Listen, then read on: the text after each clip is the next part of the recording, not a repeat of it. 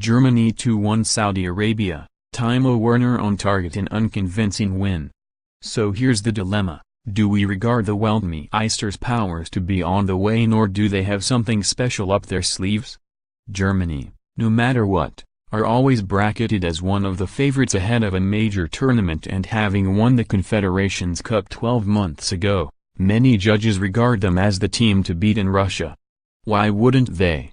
A nation that can afford to leave Leroy Sane at home and have players like Mesut Ozil, Julian Brandt and Leon Goretzka in reserve must be odds-on to go deep into the World Cup.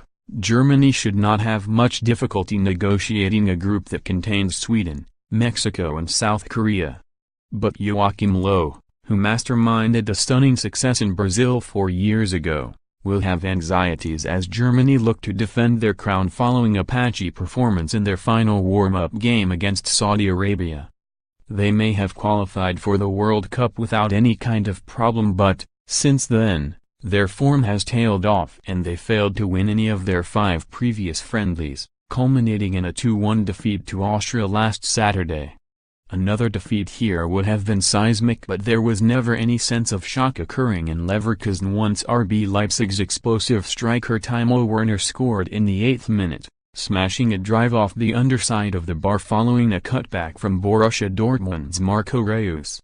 There were moments when Germany quickened the pulse, not least when Werner, Julian Draxler and Joshua Kimmich were involved. The last named of that trio provided a fabulous ball for Sami Khedira in the 37th minute, but the midfielder's shot was pushed onto the post.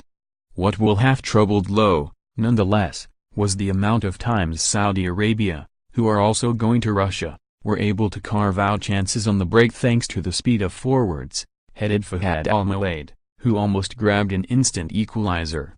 Manuel Neuer, who has returned to fitness in the nick of time, was equal to that task, but there were a couple of moments when, as his defenders dawdled, he was left exposed and a side with more ruthlessness would have punished those errors. Instead, Germany were able to grind Saudi down, and the second goal arrived just before the interval when Omar Hossain put through his own net trying to clear a cutback from Werner under pressure from Thomas Müller. This was not the catalyst, though, for a second-half onslaught, and the most notable issue after the break was when Manchester City's Ilk Gundogan, who recently had his picture taken with the president of Turkey, was loudly every time he touched the ball after coming on as a substitute. There was further reason for discontent, too, in the 83rd minute when Germany conceded a penalty.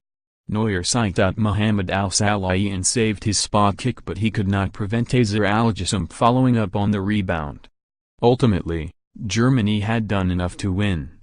Was it enough to have their rivals running scared? At this moment, the answer would be no.